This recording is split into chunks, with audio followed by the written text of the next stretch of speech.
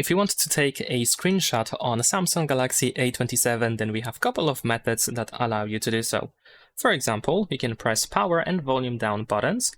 You want to press both of these buttons at once in order to capture a screenshot on your phone. There we go.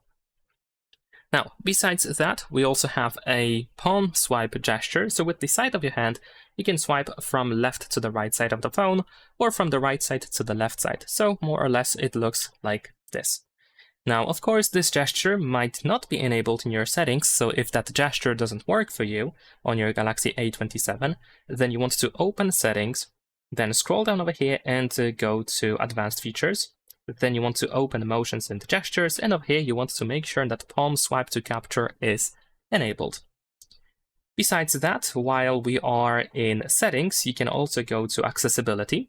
And then over here in Accessibility, we're going to open Interaction and Dexterity, and you should be able to find Assistant menu. If you turn it on, you can just use this button over here to open this little panel, and as you can see, we have a screenshot button as well. And last but not least, what we can also do is we can use Quick Settings panel in order to take a screenshot. But usually we have to add the screenshot button to the Quick Settings panel. So tap on this pen in the upper right corner, then choose Add a Control at the bottom, and then search for Take Screenshot. You can, for example, press and hold your finger on that button, and then you can decide where it should be placed. You can add it over here to this main panel of Quick Settings, or you can just add it to this expandable area, for example. And then we should be able to use this button to take the screenshot. Leave a like and subscribe.